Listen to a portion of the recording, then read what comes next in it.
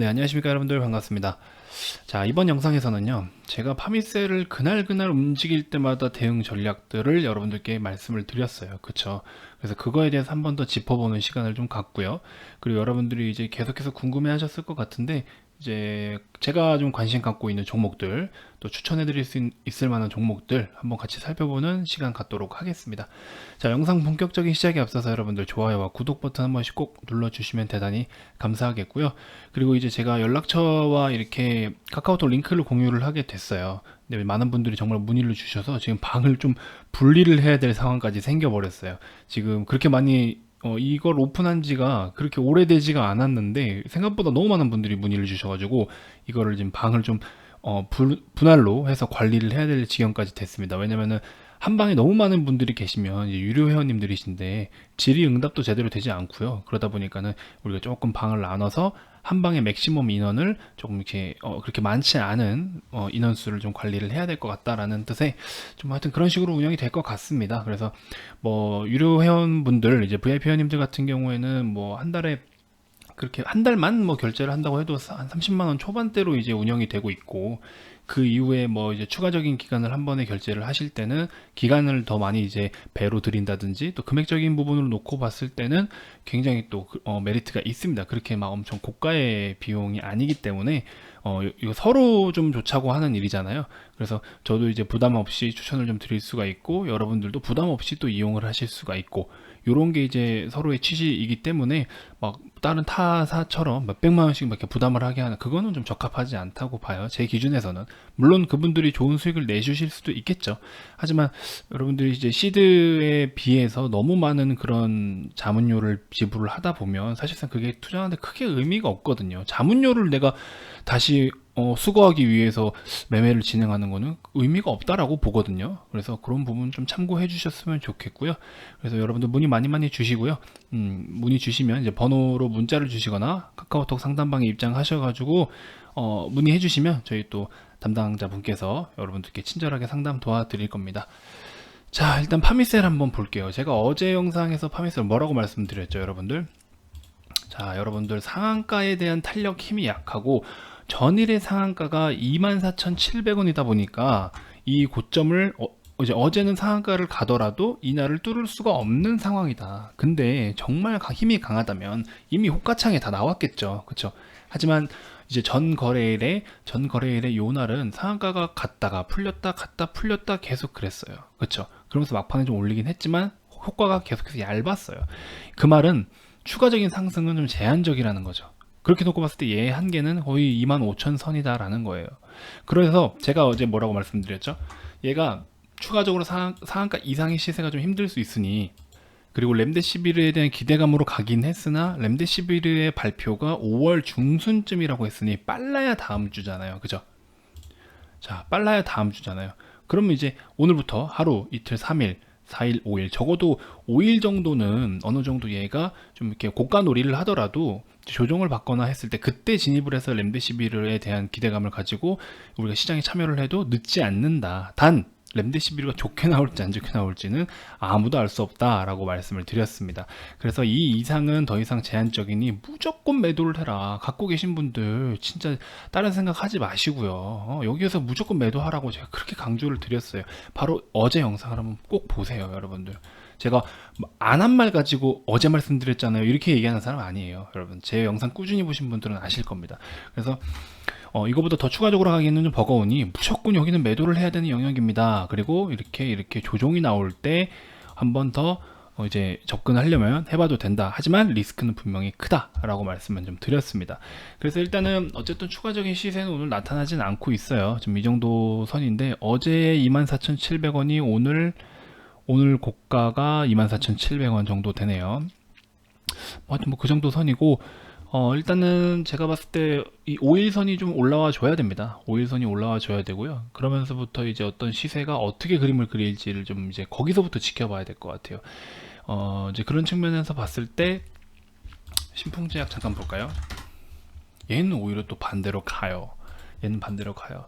그래서 얘 같은 경우에는 상방으로에 대한 부담감이 좀 적잖아요. 그리고 어제는 그렇게 많이 오르진 않았고, 하지만 파미셀은 어제 정말 많이 올랐고 맥시멈까지 끌어올려 버린 거잖아요. 그렇기 때문에 오늘은 조정을 나올 수밖에 없는 상황입니다. 그래서 여러분들 파미셀 같은 거 지금 모르겠어요. 얼마나 더 장기간으로 가져가실 계획인지 모르겠는데, 제가 렘데시비르 약품 자체에 대해서 뭐 이렇게 의학 전문가는 아니지만 현재까지 우리 이게 증권계에서 볼 수 있는, 식별할 수 있는 어떤 데이터를 봤을 때는 이게 수치가 그렇게 썩 좋은 수치는 아니다. 그리고 코로나로 인해서 이제 뭐 간, 폐, 뭐 신장 이런 데에 생긴 그런 염증들을 직접적으로 해결을 해줘야지, 렘데시비르는 지금 이런 거를 배제하고 현재 지금 나타나고 있는 증상에 대해서만 4일 효과, 이제 치료 기간을, 회복 기간을 4일만 단축시켜 준다라고 했는데, 암을 제가 비유해서 말씀을 드렸죠. 암세포가 남아있는 상태에서 지금 이 암에 대한 증상이 나타나지 않는다고 암이 완전히 나은 거냐라고 제가 얘기를 했습니다. 그렇죠? 얘도 마찬가지입니다. 코로나 바이러스는 물론 사라졌지만요, 코로나 바이러스로 인해서 이런 염증들이 생겼잖아요. 그러면서 제 2차 후유증이 나타나는데, 그럼 이것들을 해결을 해줘야 되는데 이거를 못한다는 거죠, 렘데시비르가. 일단 현재까지는 나온 데이터 상으로는 그래요. 그래서 뭐 두통이라든지 속쓰림이라든지 뭐 이런 뭐 좀 부작용도 계속해서 발생이 되고 있는 상황이고, 그렇게 놓고 봤을 때는 렘데시비르가 당장의 어떤 좋은 이슈를 가지고 시장에 나타나더라도 추후에 투여가 됐을 때는, 그리고 이게 렘데시비르가 4,000달러라고 하잖아요. 4,000달러요. 엄청난 금액입니다. 4,000달러를 이제 비용을 지불하고 투여를 받아서 4일이라는 시간을 우리가 단축을 시키는 거예요. 치료 회복 기간을. 그러면은 하루에 거의 1,000달러 꼴인데, 야, 이게 글쎄요. 뭐 보험이 또 어떻게 적용이 될지 모르겠지만 비용적인 부분도 상당히 부담스러운 건 사실입니다. 그래서 이제 정말 우리나라 같은 경우에는 뭐 보험이 정말 잘 돼 있지만, 건강보험이라든지 의료보험이, 근데 해외 같은 경우에는 또 그렇지 않은 국가들이 많아서 이거에 대한 비용이 당장 뭐 기업에는 크게 뭐 좋은 영향을 끼치겠지만, 시장에서는 어떻게 이게 반응을 할지 모르겠어요. 그래서 4,000달러까지는 조금, 저게 현실적일까라는 생각도 좀 들기도 하고요. 그래서 뭐 그거는 추후의 문제인데, 어쨌든 뭐 비싼 비용을 지불하고라도 일단은 뭐 통증을 앓고 있는 사람은 괴롭죠. 하루라도 빨리 회복을 하는 게 목적이긴 하니까. 그래서 일단 투여를 했지만 여기에 대한 부작용이 100% 없을 수는 없어요. 그리고 뭐 어떤 이렇게 그런 상황들, 효과들이 뭐 속쓰림이라든지 두통이라든지 후유증들이 아예 없을 수는 없습니다. 그래서 그런 후유증을 앓고 있는 사람들이 투여한 환자들에 대비해서 퍼센테이지가 점점 높다라는 보도가 나오면 렘데시비르가 너무 급하게 이제 했기 때문에 또 거기에 대한 어떤 또 불신이 생기겠죠. 그래서 그런 리스크들이 저는 존재하지 않을까라는 생각이 듭니다. 그래서 파미셀이 뭐 진짜 렘데시비르가 올해 뭐 1,000만 분이라고 하나요? 530만 분이라고 하나요? 뭐 하여튼 그만큼의 물량을 생산한다라고 하면은 이제 원자재를 납품하고 있는 파미셀로서는 좋은데, 물론 매출에 다 반영이 돼서 좋은데, 이게 지금 매출로만 상승을 보이고 있는 게 아니잖아요. 그렇죠? 그런 기대감이라는 거품까지 껴있기 때문에 얘는 어느 정도 조정을 받을 수밖에 없다라는 거죠. 그렇게 놓고 봤을 때는 현재 주가 대비 하방에 대한 리스크는 좀 더 크다 라고 보는 관점입니다. 그래서 파미셀을 항상 조심하게 매매를 해야 된다라고 저는 말씀을 드렸고요. 그 점을 꼭 참고해 주셨으면 좋겠고, 길리어드라든지 뭐 렘데시비르에 관련된 내용들 끝까지 모니터를 잘 해보시면 좋을 것 같습니다. 자, 그리고 뭐 지금 이제 장이 거의 다 끝나갑니다. 근데 우리나라 시장이 오늘 기준에서는 굉장히 큰 폭의 상승을 보였어요. 코스닥 2.4%, 코스피 1.5%. 코스피 시장 같은 경우에는 제가 봤을 때는 이제 저희 나라는 어제 휴장이었고, 엊그제 미국에서 이제 필라델피아 반도체 지수가 한 5% 가까이 급락을 보였잖아요. 그래서 그거에 대한 타격은 우리나라 코스피가 마이너스 2%를 보이면서 데미지는 받았습니다. 그렇죠? 그래서 그거에 대한 어느 정도 단기 기술적 반등 부분이 아닐까라는 생각도 좀 보이고 있고요. 그래서 거기에 한 4분의 3 정도를, 코스피는 4분의 3 정도를 지금 회복을 한 상태입니다. 자, 이만큼 하락한 거를 4분의 3 정도 거의 회복을 다 한 상태이긴 하죠. 그래서 다시 60선을 이제 탈환을 했는데, 이 조종폭을 계속 이어가면서 어떤 우상향 박스를 꾸준히 이어갈 수 있을지, 이거에 대해서는 좀 지켜봐야 될 것 같습니다. 지금 뭐라고 확신을 하기는 좀 어려운 상황이에요. 저희 나라 시장도 마찬가지고요, 해외 시장도 마찬가지고요. 펀더멘털 측면으로는 지금 전부 다 훼손을 입은 상태예요. 펀더멘털 타격은 다 입었는데 지수는 반대로 움직이고 있다고 했어요. 그쵸? 왜? 개인들, 우리나라 같은 경우에는 개인들의 엄청난 그 자금, 엄청난 자금과 그리고 정말 기대감이 붙어서 계속해서 이렇게 시장이 지탱해주고 있는데, 코스피 같은 경우에는 1950이 거의 맥시멈 수준이지 않겠냐 하는 생각이 좀 듭니다. 그래서 1950선까지 50선 정도는 좀 저항을 강하게 받지 않을까 싶기도 한데요. 코스닥은 좀 예외로 보고 있습니다. 코스닥 같은 경우에는 좀 예외로 보고 있어요. 오히려 이런 악재에서 좀 굉장히 빛을 본 기업들도 많고, 또 우리나라에 거는 기대도 많고, 코로나가 한 번 더 터지게 된다면, 이제 가을쯤 돼서 한 번 더 어떤 유행이 된다고 한다면 아마 코스닥 시장은 좀 더 탄력 있게 갈 수도 있어요. 그렇게 놓고 봤을 때는 거품의 비율을 따졌을 때는 코스피보다는 코스닥이 거품이 좀 더 적겠죠. 그래서 부담감이 좀 확실히 더 적을 겁니다. 그래서 코스피는 저는 개인적으로 좀 긍정적으로 보고 있고, 현재 섹터, 현재 뭐 반도체, IT, 뭐 조선 뭐 등등 여러 가지가 있지만, 제가 봤을 때는 당분간은 계속 이 시장을 주도할 섹터는 제약 바이오 섹터이지 않겠나. 그렇게 놓고 봤을 때 K바이오로 기준으로 했을 때는 코스닥 시장의 3분의 1이 제약 바이오 섹터이기 때문에, 제약 바이오 관련주들이기 때문에 코스닥 시장을 아무래도 상방으로 견인을 충분히 할 수 있다. 그래서 좀 주가 될 거다라는 관점으로 보고 있습니다. 그래서 뭐 인버스를 베팅하더라도 저 같은 경우에는 코스닥 인버스는 베팅을 하지 않아요. 코스닥 150 선물 같은 거, 그걸 가지고 인버스를 베팅하지는 않습니다. 좀 참고해 주시면 될 것 같고요. 자, 다음으로 이제 추천주들 한번 뭐 이것저것 좀 한번 살펴볼게요. 제가 좋아하는 매매가 뭐죠, 여러분들? 한번 수급이 유입이 되면 그 다음 타점을 노린다고 말씀을 드렸습니다. 그렇죠? 그래서 지금 제가 한번 좀 보고 있는 게, 뭐 미국에서 이제 생동 공장 관련해가지고 뭐 스탑했다가 거기서 이제 코로나가 터지면서 공장을 멈췄는데, 트럼프가 안 된다, 공장을 다시 돌려라라고 하면서 유구 선물 가격도 굉장히 또 오르기도 했고요.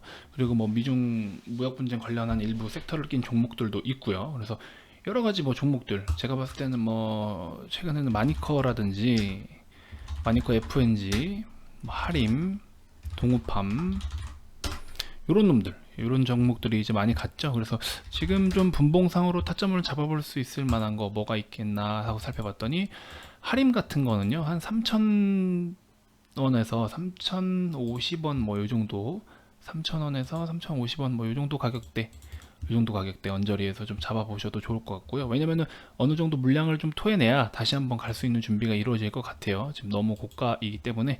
그래서 이런 것도 한번 지켜보시면 좋을 것 같고, 여름주들 우리 제가 좀 집중을 해서 이렇게 관심을 가져보라고 말씀을 드렸었습니다. 그래서 여름주들 같은 것들도 지금 파세코 같은 경우에는 20선을 깨기는 했는데, 이 종목 만약에 지금 13,400원대, 13,000에서 13,400원대를 유지를 한다라고 하면은 조금 더 공격적인 배팅이 될 것 같고요. 이 정도 선에 접근을 했을 때 지지를 한다라고 보면은 얘는 조금 공격적인 투자를 해야 될 것 같고요. 거기 밑으로 더 빠져서 60선이 이제 좀 올라오면 한 12,500원 정도까지 온다라고 했을 때, 이 정도 가격대, 이 정도가 온다라고 하면은 조금 더 안정적인 매매는 가능하실 것 같아요. 그래서 12,000원 중후반대나 13,000원대, 그러니까 요 라인이나 요 라인을 지지를 하는지를 좀 체크를 해주시면 될 것 같아요. 여기나 여기나. 그래서 여기서 이제 또 골든 크로스를 만들어 주는지 스토캐스틱으로 바닥을 한번 확인하는 작업을 꼭 가지시면 좋을 것 같고요. 그 다음에 뭐 아까도 제가 영상에서 계속 말씀을 드렸던, 일단 방산주는 끝났네요. 방산주는 안 될 것 같습니다. 지지를 좀 못하고 있기 때문에, 방산주는 지지를 못하고 또 계속해서 흐르려는 모습을 보이고 있기 때문에 방산주는 일단 버리는 걸로 하고요.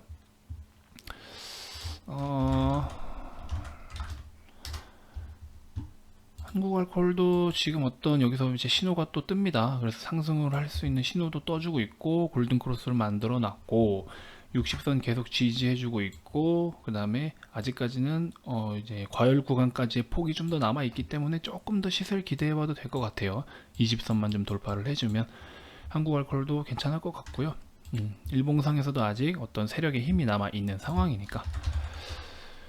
한국유니온은 이제 일봉에서 좀 많이 눌릴 만큼 눌렸어요. 그래서 거의 다 반납을 한 상태이기 때문에 이 정도 선에서는 좀 가능을 하겠다라고 계속 지속 모니터를 해왔는데요.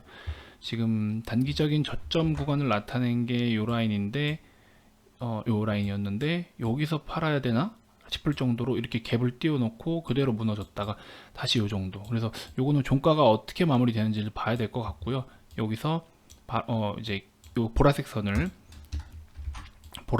주황색 선이 올라오다가 데드 크로스를 만들지 않고 튕겨주는지, 요게 이제 20선을 지지받고 튕겨주는지, 요게 이제 포인트가 될 것 같아요.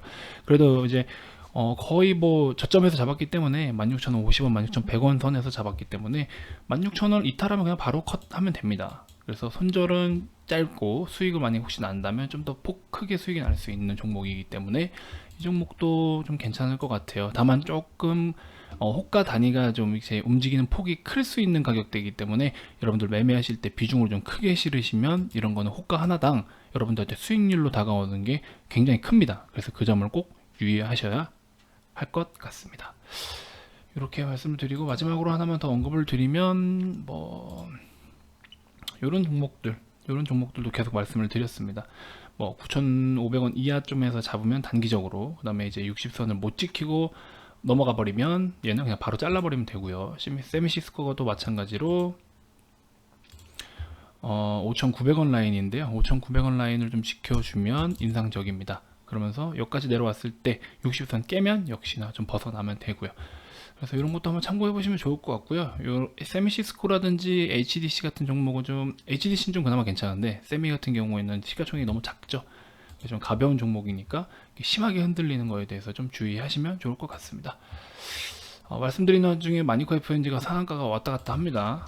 풀렸다가 말았다 하는데, 자, 이렇게 상한가 이런 것들은 추가적인 상승을 하기가 어려울 수가 있어요. 그래서 내일 조정이 나올 수가 있기 때문에 상단은 일단 절대 안 됩니다. 아시겠죠? 자, 이번 영상 일단 이렇게 마무리 또 짓도록 하겠고요. 또 다음 영상에서 여러분들 좋은 정보로 찾아뵙도록 하겠습니다. 자, 문의사항 있으신 분들 꼭 이 아래 이 번호 문자 남겨주셔도 되고요. 그 다음에 주주톡 제 영상 밑에 게시글에 카카오톡 링크도 달아놨으니까요. 여러분들 궁금하신 내용 있으시면 언제든지 연락 주시면 되겠습니다. 감사합니다.